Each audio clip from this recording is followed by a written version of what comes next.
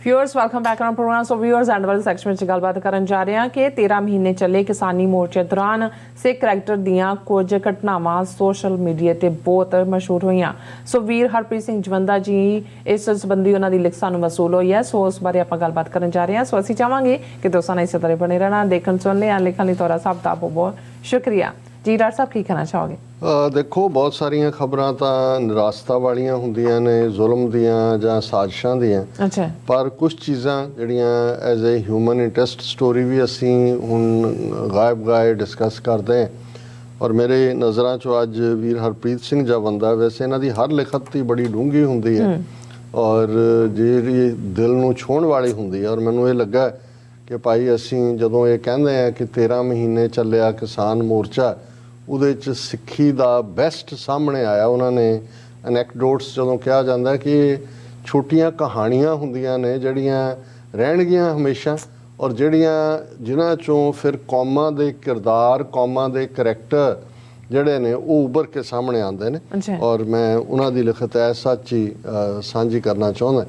ਪਹਿਲਾ ਉਹਨਾਂ ਨੇ ਅਨੈਕਡੋਟ ਦਿੱਤਾ ਕਿ ਸਿੰਘੂ ਮੋਰਚੇ ਵੇਲੇ ਹਰਿਆਣੇ ਦਾ ਇੱਕ ਮੁੰਡਾ ਦੱਸਣ ਲੱਗਾ, पंजाबों आए जत्थियां नूं पानी धानी पुछ ही रहे सां कि धुआं छड्डदी एक अजीब जी शै ऐन कोल आके डिगी।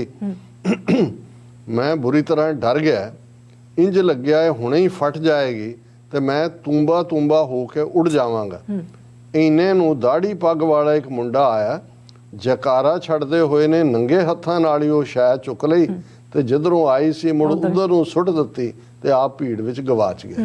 देखो ਹੁਣ ਇਹ ਬਹਾਦਰੀ ਦਾ ਜਦੋਂ ਅਨੈਕਡੋਟ ਕਹਿੰਦੇ ਨੇ, ਬੇਖੌਫ ਹੋਣਾ। ਔਰ ਦੂਸਰਾ ਹਰਿਆਣਵੀ ਮੁੰਡਾ ਕਹਿ ਰਿਹਾ, ਫਿਰ ਮੈਂ ਵੇਖਦਾ ਹੀ ਰਹਿ ਗਿਆ, ਮੌਤ ਨੂੰ ਟਿਚਰਾਂ ਕਰਦੇ ਅਜੀਬ ਮਿੱਟੀ ਦੇ ਬਣੇ ਇਹ ਲੋਕ। ਵੱਡੇ ਦੱਸਦੇ ਹੁੰਦੇ ਨੇ ਕਿ ਇਹ ਬਾਰਡਰ ਤੇ ਵੀ ਇੰਜ ਹੀ ਕਰਦੇ ਨੇ, ਪਰ ਅੱਖਾਂ ਸਾਹਮਣੇ ਇੰਜ ਹੁੰਦਾ ਜਿਵੇਂ ਪਹਿਲੀ ਵਾਰ ਦੇਖਿਆ। ਹੁਣ ਦੂਸਰਾ ਅਨੈਕਡੋਟ, ਕੇਰਲਾ ਦੀ ਕੁੜੀ ਆਖ ਰਹੀ ਸੀ ਕਿ ਕਾਸ਼ ਪੰਜਾਬ ਸਾਡੇ ਸਾਊਥ ਵਾਲੇ ਪਾਸੇ ਹੁੰਦਾ।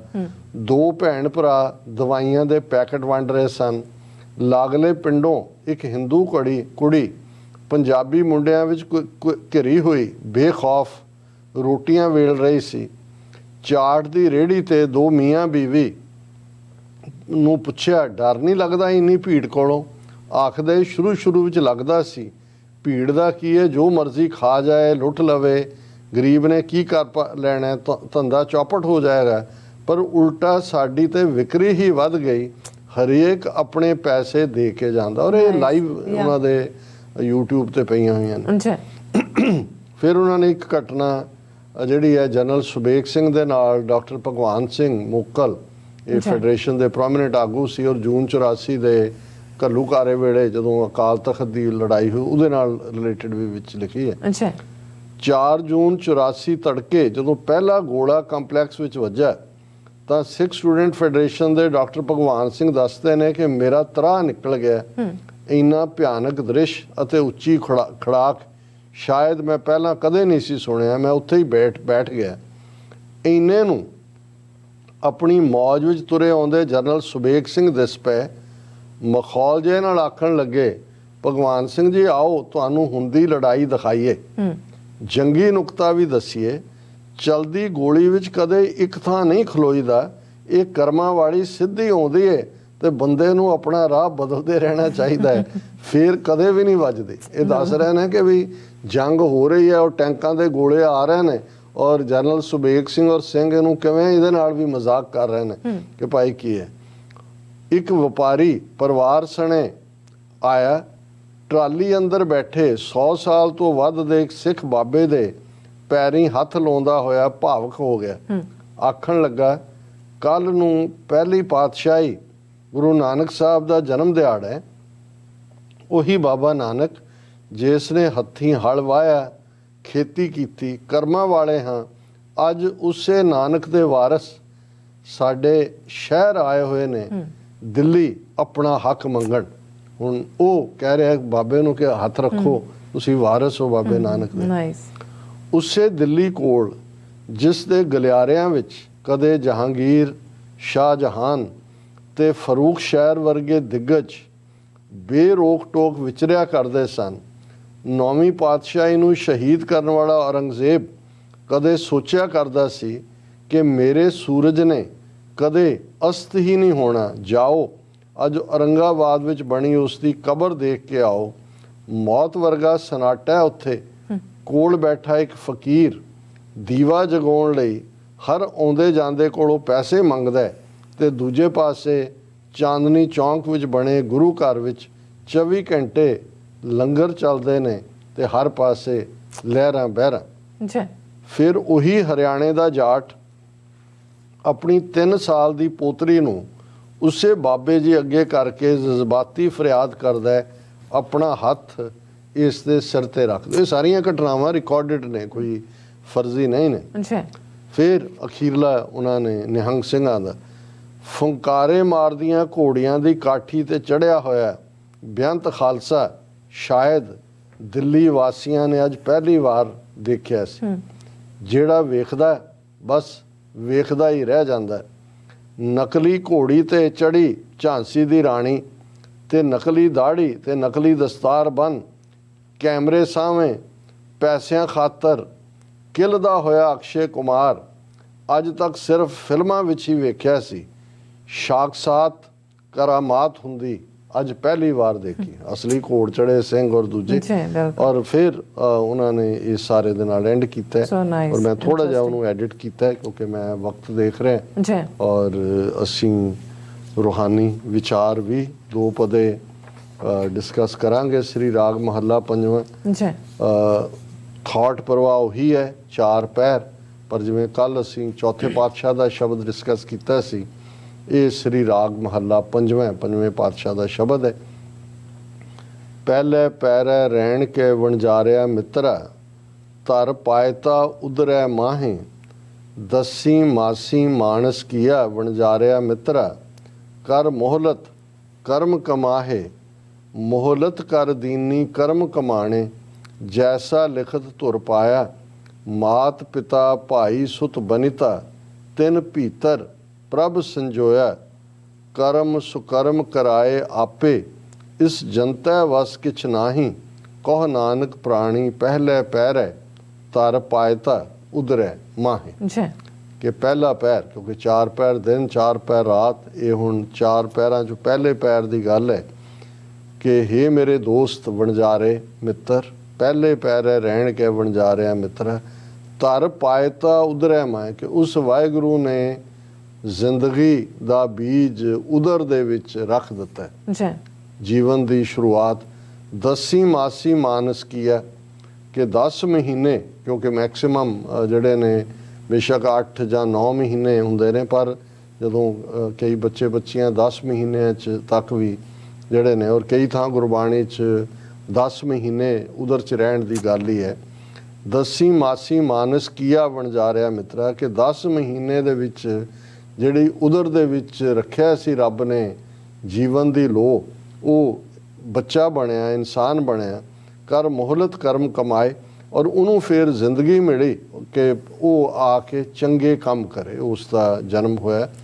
ਮੋਹਲਤ ਕਰ ਦੀਨੀ ਕਰਮ ਕਮਾਣੇ, ਵੀ ਉਹਨੂੰ ਉਮਰ ਮਿਲੀ ਕਿ ਉਹ ਚੰਗੇ ਕਰਮ ਕਰੇ। ਜੈਸਾ ਲਿਖਤ ਧੁਰ ਪਾਇਆ, ਕਿ ਭਾਈ ਜਿਵੇਂ ਤੇਰੇ ਕਰਮ ਲਿਖੇ ਹੋਏ ਨੇ, ਪ੍ਰੀਡੈਸਟਿਨਡ ਨੇ, ਪਰ ਚੰਗੇ ਪਾਸੇ ਤੂੰ ਤੁਰ, ਕਿਉਂਕਿ ਇਹੀ ਜ਼ਿੰਦਗੀ ਦਾ ਅਸਲ ਮਕਸਦ ਸੀ। ਲੇਕਿਨ ਹੋਇਆ ਕਿ ਮਾਤ ਪਿਤਾ ਭਾਈ ਸੁਤ ਬਨਿਤਾ, ਤਿੰਨ ਭੀਤਰ ਪ੍ਰਭ ਸੰਜੋਇਆ। ਹੁਣ ਮਾਂ ਪਿਓ ਭਰਾ ਸੁਤ ਪੁੱਤਰ ਨੂੰ ਕਹਿੰਦੇ ਨੇ, ਬਨਿਤਾ ਇਸਤਰੀ ਨੂੰ ਕਹਿੰਦੇ ਨੇ। ਪਰ ਉਹ ਰੁਚੀ ਜਿਹੜੀ ਸੀ, ਜਿਹੜੇ ਮੋਹਲਤ ਮਿਲੀ ਕਿ ਭਾਈ ਚੰਗੇ ਕਰਮ ਕਰ, ਉਹ ਤਾਂ ਗ੍ਰਸਤ ਦੇ ਵਿੱਚ, ਕੁਟੁੰਬ ਦੇ ਵਿੱਚ, ਭੈਣਾਂ ਭਰਾਵਾਂ ਪਤਨੀ ਬੱਚੇ ਮਾਂ ਪਿਓ, ਉਹਨਾਂ ਦੇ ਧੰਦਿਆਂ ਦੇ ਵਿੱਚ ਹੀ ਜਿਹੜੀ ਹੈ ਉਹ ਫਸਿਆ ਰਿਹਾ, ਉਹਦੇ 'ਚ ਹੀ ਸੰਜੋਇਆ ਗਿਆ। ਕਰਮ ਸੁਕਰਮ ਕਰਾਏ ਆਪੇ, ਇਸ ਜਨਤੈ ਵਸ ਕਿਛ ਨਾਹੀ। ਹੁਣ ਗੁਰੂ ਅਰਜਨ ਸਾਹਿਬ ਬਹੁਤ ਥਾਂ ਤੇ ਦਰਦ ਕਰਦੇ ਨੇ ਵਿਚਾਰੇ, ਉਹ ਕਹਿਣਗੇ ਕਿ ਭਾਈ ਇਹਨਾਂ ਨੂੰ, ਇਹਨਾਂ ਦੇ ਵਸ ਕੀ ਹੈ, ਲਿਖਿਆ ਹੀ ਇਹਨਾਂ ਦੇ ਲਈ ਐਵੇਂ ਹੈ ਨਾ ਕਿ ਭਾਈ ਇਹਨਾਂ ਨੂੰ ਕੋਈ ਗਿਲਾ ਨਾ ਕਰੋ, ਇਹਨਾਂ ਦੇ ਉੱਤੇ ਜਿਤ ਜਿਤ ਲਾਏ ਤਿਤ ਲਗੇ ਹਰ ਨਾਥ, ਨਾਨਕ ਇਨ ਕੇ ਕਛੂ ਨਾ ਹਾਥ। ਇਹਨਾਂ ਵਿਚਾਰਿਆਂ ਦੇ ਹੱਥ, ਇਹ ਦਇਆ ਭਾਵਨਾ ਚੋਂ ਪੈਦਾ ਹੁੰਦੇ ਨੇ ਕਿ ਇਸ ਜਨਤਾ ਵਸ ਕਿਛ ਨਾ, ਇਹਨਾਂ ਵਿਚਾਰਿਆਂ ਦੇ ਪਰ ਜਿੱਧਰ ਲਾਇਆ ਉਧਰ ਇਹ ਲੱਗੇ ਹੋਏ ਨੇ। ਕਹ ਨਾਨਕ ਪ੍ਰਾਣੀ ਪਹਿਲੇ ਪਹਿਰੇ, ਧਰ ਪਾਇਤਾ ਉਧਰੈ ਮਾਹੇ, ਕਿ ਪਹਿਲੇ ਪੈਰ ਤਾਂ ਉਦਰ ਦੇ ਵਿੱਚ ਉਸ ਵਾਹਿਗੁਰੂ ਨੇ ਜੀਵਨ ਜੋਤ ਨੂੰ ਰੱਖ ਦਿੱਤਾ ਹੈ।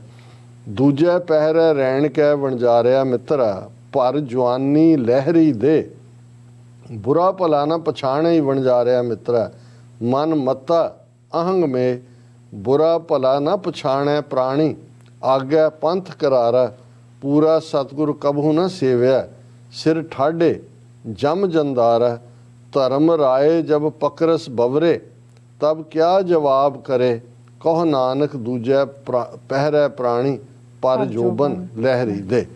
ਕਿ ਦੂਜਾ ਜਨਮ ਹੋ ਗਿਆ, ਪਰ ਹੁਣ ਹੋਇਆ ਕਿ ਭਰ ਜਵਾਨੀ ਲਹਿਰੀ ਦੇ, ਕਿ ਹੁਣ ਜਵਾਨੀ ਦੀਆਂ ਲਹਿਰਾਂ ਦੇ ਵਿੱਚ ਗਵਾਚ ਗਿਆ। ਜਿਉਂ-ਜਿਉਂ ਜਿਹੜਾ ਉਹ ਜਵਾਨ ਹੁੰਦਾ ਗਿਆ, ਉਹਨੂੰ ਅਸਲੀਅਤ ਭੁੱਲਦੀ ਗਈ, ਔਰ ਭਲੇ ਔਰ ਬੁਰੇ ਦੀ ਪਛਾਣ ਜਿਹੜੀ ਹੈ ਉਹ ਇਸ ਲਈ ਭੁੱਲ ਗਈ ਕਿ ਮਨ ਜਿਹੜਾ ਉਹ ਹੰਕਾਰ ਦੇ ਵਿੱਚ, ਮਨ ਮੱਤਾ ਅਹੰਗ ਮੇ, ਕਿ ਉਸ ਦੇ ਵਿੱਚ ਇਮਰਸ ਹੋ ਗਿਆ। ਹੰਕਾਰ ਜਦੋਂ ਆ ਜਾਂਦਾ ਹੈ ਉਦੋਂ ਠੀਕ ਤੇ ਗਲਤ, ਭਲੇ ਤੇ ਬੁਰੇ ਦੀ ਪਛਾਣ ਖਤਮ ਹੋ ਜਾਂਦੀ ਹੈ, ਔਰ ਉਸ ਇਨਸਾਨ ਨੂੰ ਭੁੱਲ ਗਿਆ ਭਲੇ ਬੁਰੇ ਦੀ ਪਰਖ, ਔਰ ਇਹ ਵੀ ਭੁੱਲ ਗਿਆ ਕਿ ਆਗਿਆ ਪੰਥ ਕਰਾਰਾ, ਕਿ ਜਿਹੜੇ ਅਗਲਾ ਰਸਤਾ ਹੈ ਬਿਖਮ ਮਾਰਗ ਚੱਲਣਾ। ਜਿਵੇਂ ਗੁਰੂ ਸਾਹਿਬ ਨੇ ਫਰਮਾਇਆ ਕਿ ਭਾਈ ਇਹ ਬੜਾ ਕਰਾਰਾ ਪਾਉਂਦਾ, ਮਤਲਬ ਸਖਤ ਪਿੰਡ ਹੈ ਜਿਸ ਦੇ ਉੱਤੇ ਇਸ ਰੂਹ ਨੇ ਗੁਜ਼ਰਨਾ, ਪਰ ਉਸ ਮਨੁੱਖ ਨੇ ਕਦੇ ਵੀ ਉਸ ਪੂਰੇ ਸਤਿਗੁਰੂ ਨੂੰ ਯਾਦ ਨਹੀਂ ਕੀਤਾ, ਔਰ ਐਨ ਜਵਾਨੀ ਦੀਆਂ ਲਹਿਰਾਂ 'ਚ ਗੁਜ਼ਰਦੇ ਆ। ਸਿਰ ਠਾਡੇ ਜਮ ਜੰਦਾਰਾ, ਠਾਡਾ ਹੁੰਦਾ ਖਲੋ ਜਾਣਾ, ਵੀ ਸੁਰਤ ਉਦੋਂ ਹੀ ਆਈ ਜਦੋਂ ਸਿਰ ਦੇ ਉੱਤੇ ਆ ਕੇ ਮੌਤ ਦਾ ਫਰਿਸ਼ਤਾ ਖਲੋ ਗਿਆ।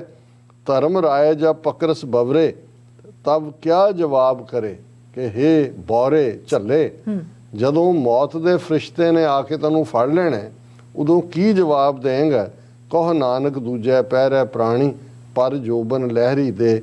ਕਿ ਪੰਜਵੇਂ ਪਾਤਸ਼ਾਹ ਪੰਜਵੇਂ ਨਾਨਕ ਫਰਮਾਉਂਦੇ ਨੇ ਕਿ ਦੂਜਾ ਪਹਿਰ ਮਨੁੱਖ ਜਵਾਨੀ ਦੀਆਂ ਲਹਿਰਾਂ ਦੇ ਵਿੱਚ ਹੀ, ਐਸ਼ ਪ੍ਰਸਤੀ ਦੇ ਵਿੱਚ ਹੀ ਗਵਾਚ ਜਾਂਦਾ ਹੈ, ਭਲੇ ਬੁਰੇ ਦੀ ਪਛਾਣ ਵੀ ਭੁੱਲ ਜਾਂਦੀ ਹੈ।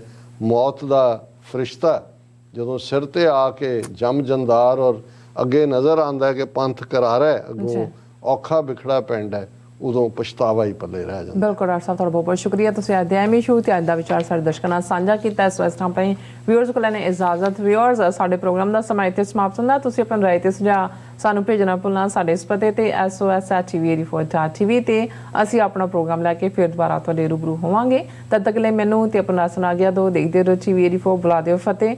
ਵਾਹਿਗੁਰੂ ਜੀ ਕਾ ਖਾਲਸਾ, ਵਾਹਿਗੁਰੂ ਜੀ ਕੀ ਫਤਿਹ। ਰੱਬ ਰਾਖਾ।